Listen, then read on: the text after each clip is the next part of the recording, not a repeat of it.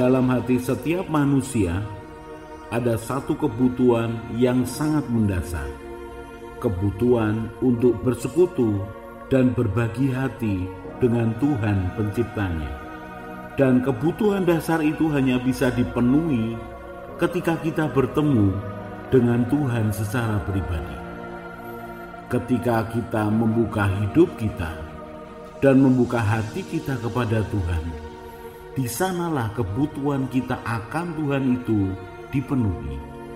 Dan ketika kita bertemu dengan Tuhan, maka kita menjadi mengerti siapa kita sesungguhnya, menjadi mengerti kepribadian Tuhan yang menyelamatkan kita, dan menjadi mengerti apa kehendak Tuhan dalam hidup kita. Pada saat-saat seperti itulah hubungan pribadi yang begitu erat, yang begitu dekat, maka apapun yang terjadi di dalam hidup kita akan dibuat Tuhan menjadi sesuatu yang indah. Karena Tuhan di dalam kita, Tuhan berbicara kepada kita. Dia mengajari kita, mengasihi kita, dan berbagi hati dengan kita. Dalam renungan kita kali ini, mari belajar mendengar Tuhan berbicara. Izinkan firman Tuhan dan Tuhan Roh Kudus mengajari, menasehati, menegur, dan menguatkan kita. Dalam acara Saat Teduh Bersama Tuhan ini, saya mengajak saudara mengingini Tuhan, bertemu dengan Tuhan, untuk menjamah hatinya, merasakan hadiratnya, mengalami pribadi Tuhan seutuhnya.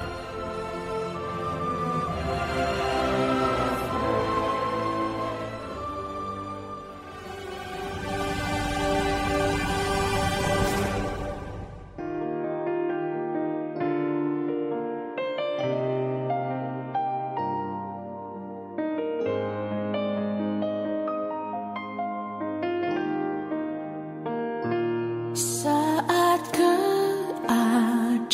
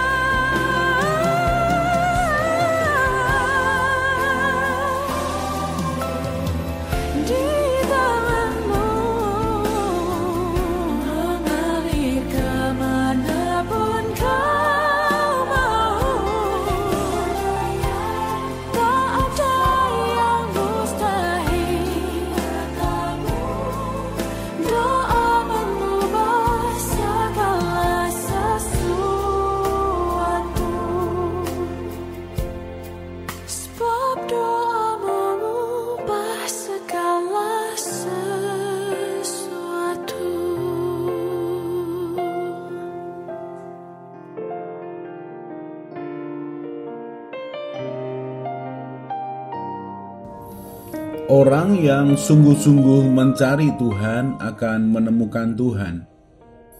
Karena Tuhan memang merindukan untuk berbicara, untuk bersekutu dengan manusia ciptaannya. Di dalam hati setiap manusia ada satu bagian yang hanya bisa dipuaskan oleh Tuhan sendiri. Ketika manusia menyangkali kebutuhannya akan Tuhan, maka bagian di dalam hatinya di mana hanya Tuhan yang bisa memenuhinya akan tetap kosong dan kering. Tuhan menetapkan dalam hati setiap manusia ciptaannya satu bagian yang merupakan kelengkapan hidup bagi mereka untuk menjalani kehidupannya. Setiap manusia akan terus mencari Tuhan, bertanya-tanya kepada Tuhan, karena memang di dalam hatinya ada satu bagian yang hanya khusus Tuhan yang bisa memenuhinya. Sehingga semua manusia dari latar belakang apapun, agamanya apapun, tetap di dalam hatinya punya kerinduan untuk bersekutu dengan Tuhan. Manusia memiliki suara hati atau hati nurani yang adalah bagian dari roh yang diberikan Tuhan di dalam dirinya. Hati nurani atau suara hati ini akan berbicara tentang yang baik kepada manusia. Hati nurani adalah bagian anugerah yang dari Tuhan yang diberikan kepada manusia. Siapapun manusia yang hidup memiliki hati nurani yang akan menuntun dia melakukan yang baik dan yang akan menuntun dia untuk mencari Tuhan penciptanya. Ketika seseorang membutuhkan pertolongan Tuhan di luar kekuatannya, maka siapapun nama Tuhan yang disebut, dia berseru kepada Tuhan penciptanya yang menciptakan dia. Sadar atau tidak, dia sedang berseru-seru kepada Tuhan yang menciptakannya. Dia ingin kembali kepada Tuhan dan melanjutkan perjalanan hidupnya bersama Tuhan. Manusia mencoba untuk menjalani kehidupan rohaninya dengan kegiatan agamanya. Tetapi kegiatan agama tidak membuat orang lebih dekat kepada Tuhan. Kegiatan agama yang dilakukan akan membuat manusia merasa lebih baik daripada orang lain yang tidak melakukan kewajiban agamanya. Tetapi kalau dia tidak bertemu dengan Tuhan yang hidup, maka tetap di dalam hatinya tempat khusus untuk Tuhan itu kosong dan kering.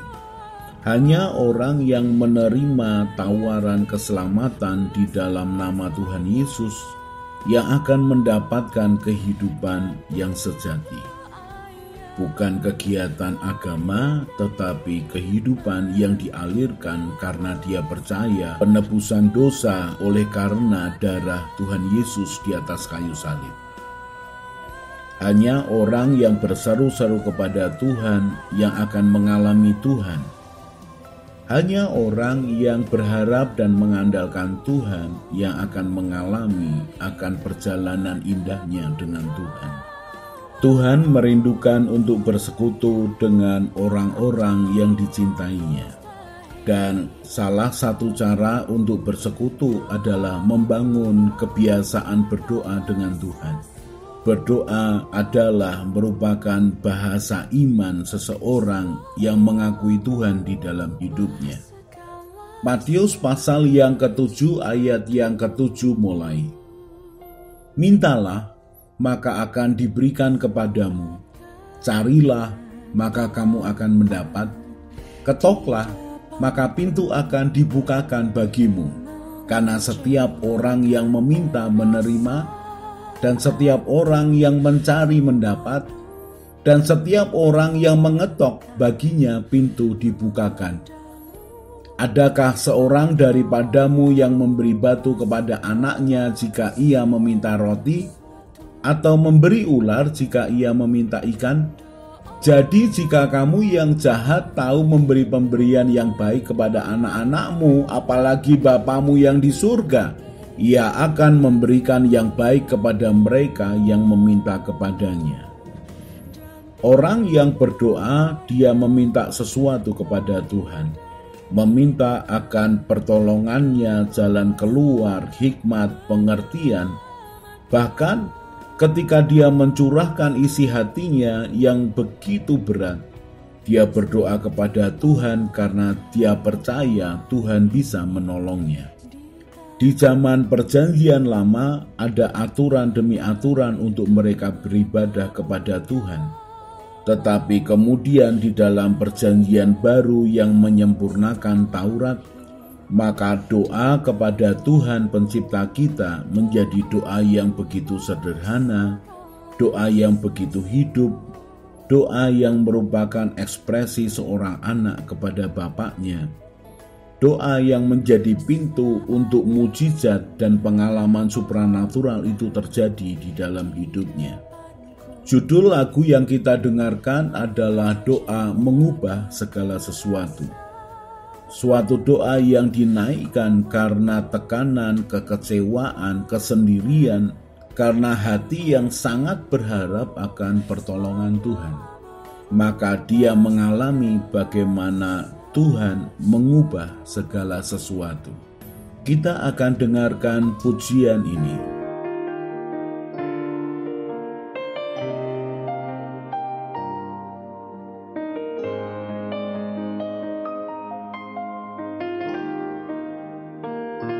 Saat keadaan sekelilingku ada di luar kemampuanku, ku berdiam diri mencarimu. Doa mengubah segala sesuatu. Saat kenyataan di depanku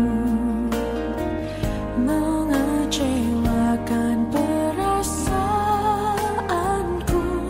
ku menutup mata memandangmu, sebab doa mengubah segala sesuatu.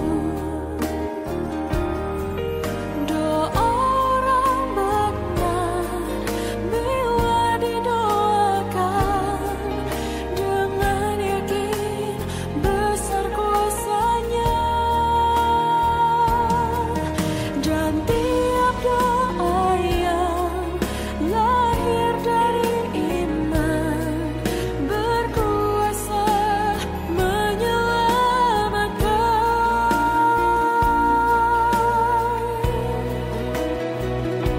Seperti mata air di tanganmu,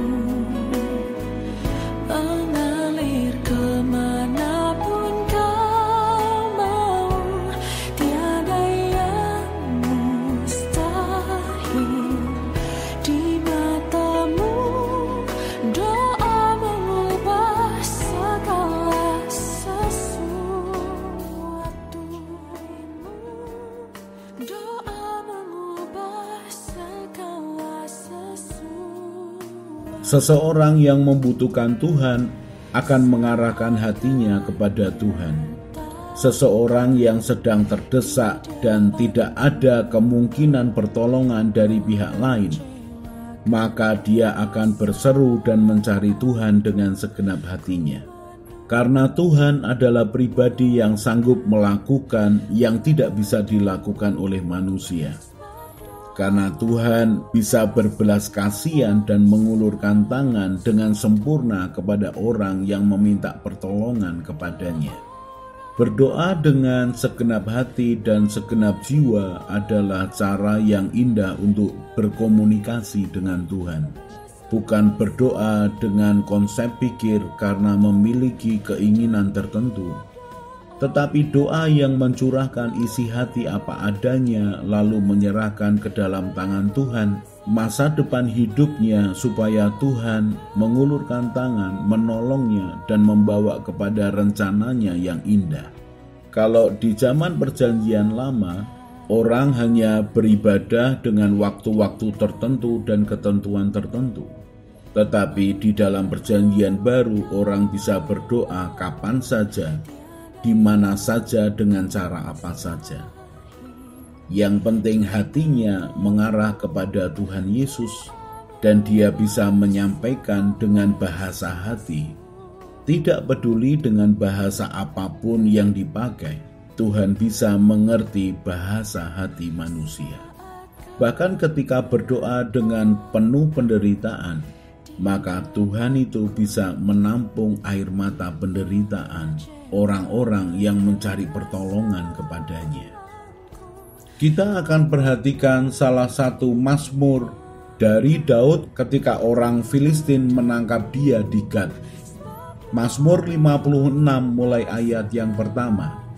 Untuk pemimpin biduan menurut lagu merpati di pohon-pohon tarbantin yang jauh, Miktam dari Daud ketika orang Filistin menangkap dia di Gat.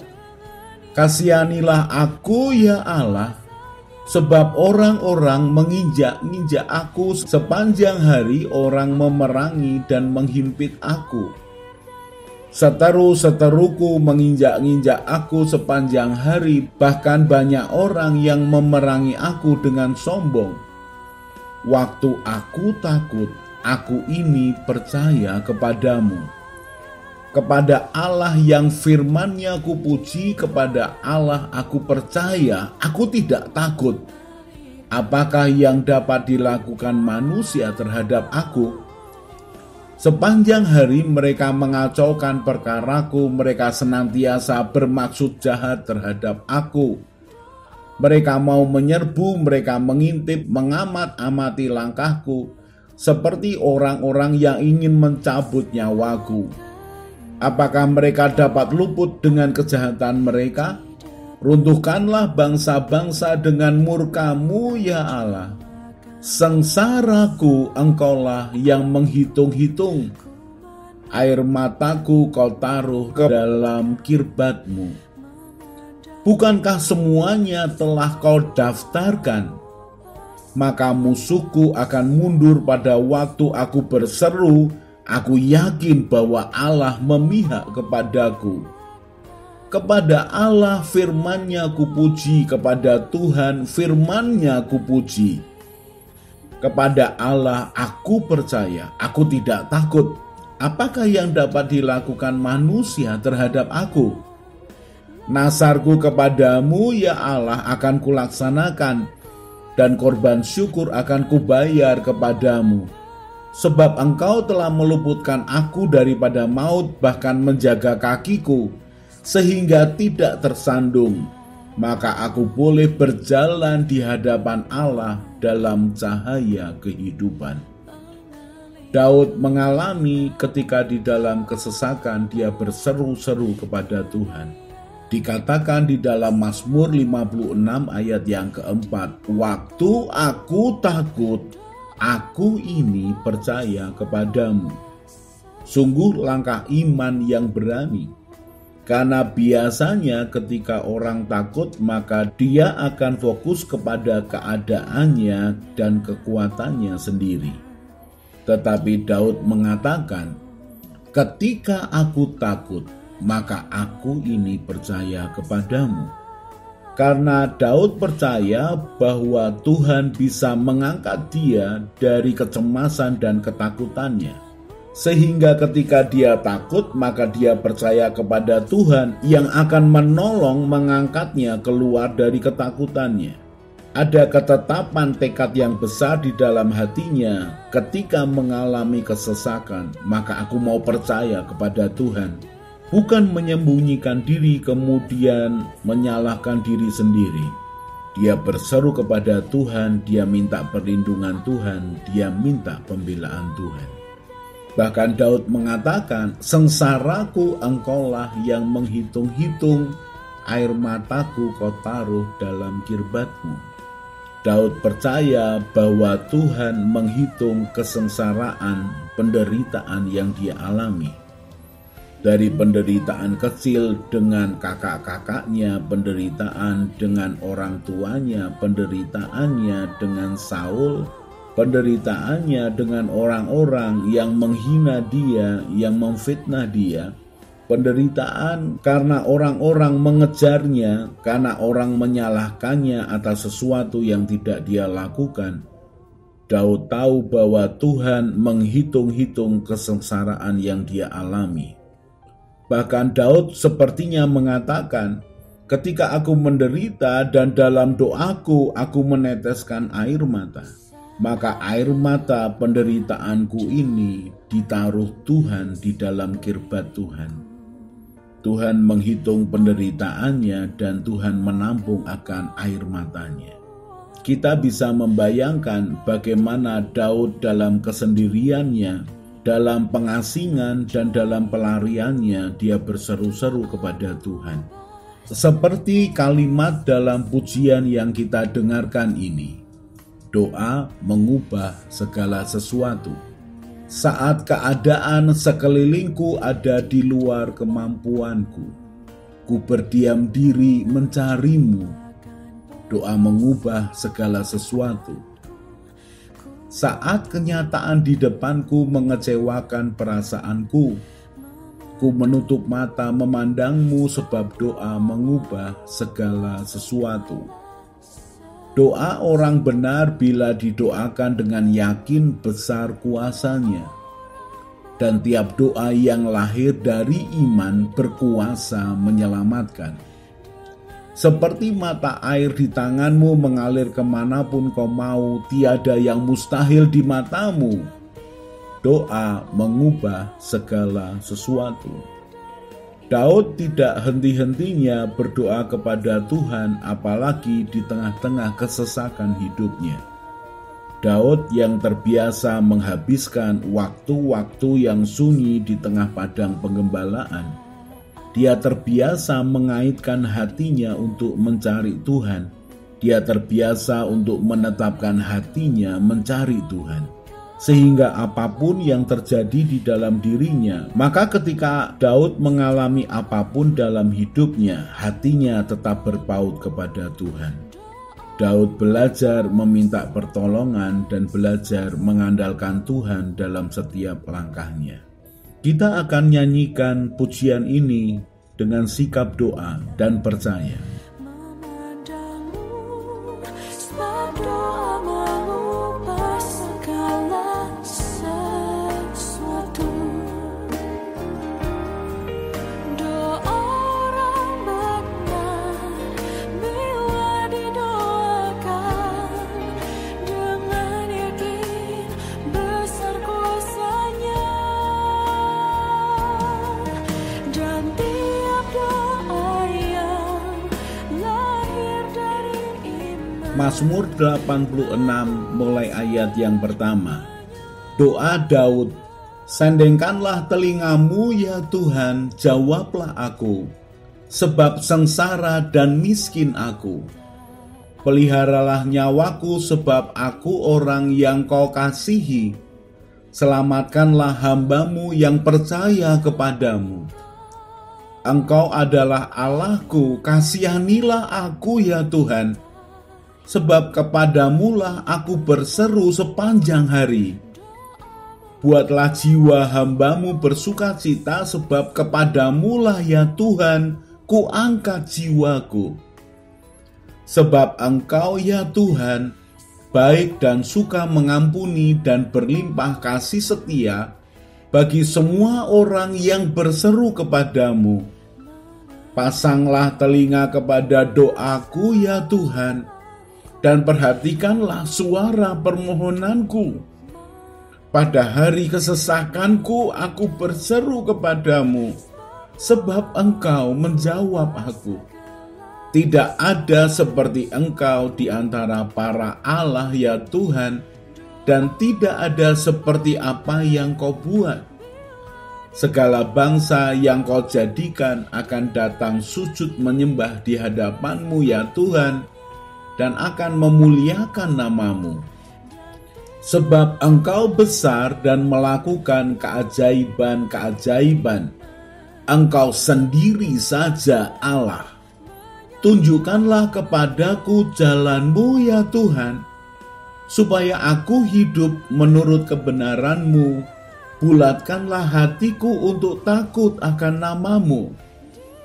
Aku hendak bersyukur kepadamu ya Tuhan Allahku dengan segenap hatiku dan memuliakan nama-Mu untuk selama-lamanya, sebab kasih setiamu besar atas aku, dan Engkau telah melepaskan nyawaku dari dunia orang mati yang paling bawah. Ya Allah, orang-orang yang angkuh telah bangkit menyerang aku, dan gerombolan orang-orang yang sombong ingin mencabut nyawaku dan tidak mempedulikan Engkau. Tetapi Engkau ya Tuhan, Allah penyayang dan pengasih, panjang sabar dan berlimpah kasih dan setia. Berpalinglah kepadaku dan kasihanilah aku. Berilah kekuatan-Mu kepada hamba-Mu, dan selamatkanlah anak laki-laki hamba-Mu perempuan. Lakukanlah kepadaku suatu tanda kebaikan, supaya orang-orang yang membenci aku melihat dengan malu bahwa Engkau ya Tuhan telah menolong dan menghiburkan aku. Daud berseru-seru kepada Tuhan, karena memang hanya Tuhan yang bisa menolongnya. Karena Daud dibenci oleh seorang raja yang memiliki kekuasaan mutlak atas bangsa yang dipimpinnya. Daud diburu oleh raja yang memiliki ribuan pasukan untuk mengejarnya dan membunuhnya. Ketika Daud mencoba melarikan diri ke tempat-tempat tertentu, maka Raja Saul mencarinya, bahkan membunuh orang-orang yang menolong Daud. Daud terjepit, dan Daud hanya mengandalkan Tuhan untuk menyelamatkan hidupnya. Kalau kita membaca Mazmur 86 ini, kita bisa memahami sungguh Daud dalam keadaan terpojok, terjepit, dalam keadaan sengsara yang begitu berat di dalam hidupnya. Ketika kita membaca Mazmur 86 ini, Mazmur ini hanya berupa puisi yang indah yang menunjukkan akan penderitaan seseorang. Tetapi kalau kita pernah mengalami penderitaan yang mirip dengan apa yang dialami oleh Daud, dalam keadaan yang terdesak, difitnah orang, ditekan orang, diancam orang ingin diambil nyawanya, seakan-akan begitu banyak orang yang membencinya, maka orang yang mengalami penderitaan ini akan tahu, akan memahami dan mengerti doa-doa yang diangkat oleh Daud. Orang yang pernah mengalami penderitaan yang begitu berat dan kemudian mengalami pertolongan Tuhan, maka dia akan lebih bisa mengerti orang-orang yang berdoa mencari Tuhan dengan segenap hatinya. Mari belajar membangun kehidupan doa yang mengandalkan Tuhan, yang percaya kepada Tuhan. Mari biasakan untuk berbicara di dalam hati kita kepada Tuhan setiap waktu. Mari alami keindahan bagaimana doa itu mengubahkan segala sesuatu. Mari alami lebih nyata lagi bagaimana Tuhan akan memberikan jawaban doa dalam hidup orang-orang yang percaya kepadanya. Mari melihat kebaikan Tuhan dalam hidup orang-orang yang bersandar kepadanya. Mari kita percaya, mari kita berdoa yang mengubahkan segala sesuatu.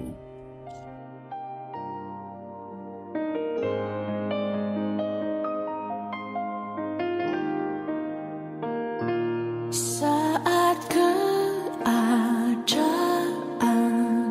sekelilingku ada di luar kemampuanku, ku berdiam diri mencari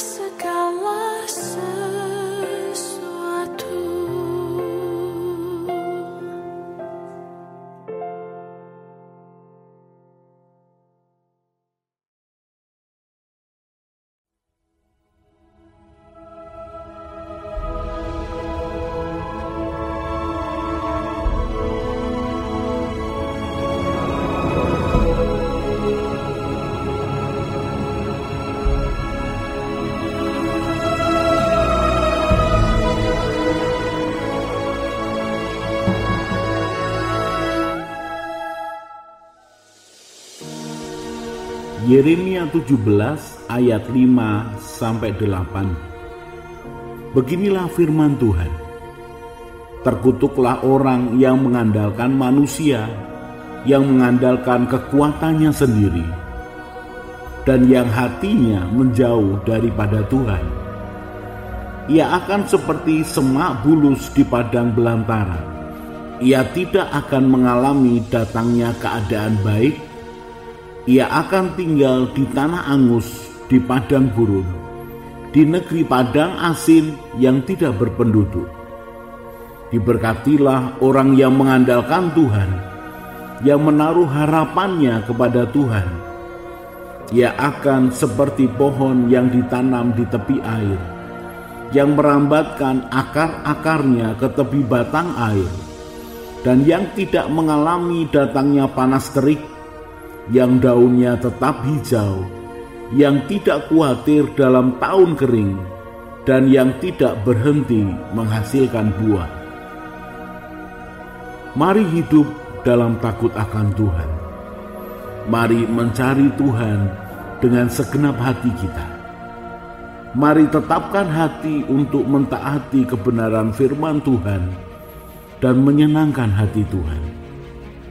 Maka Tuhan akan semakin nyata berbicara, menuntun, memperlengkapi, dan mempercayai kita. Mari tetapkan hidup sesuai dengan kehendak Tuhan. Saya Yosea Kristiono, Gembala Jemaat CK Injil Keselamatan. Tetap setia, tetap semangat. Tuhan Yesus memberkati.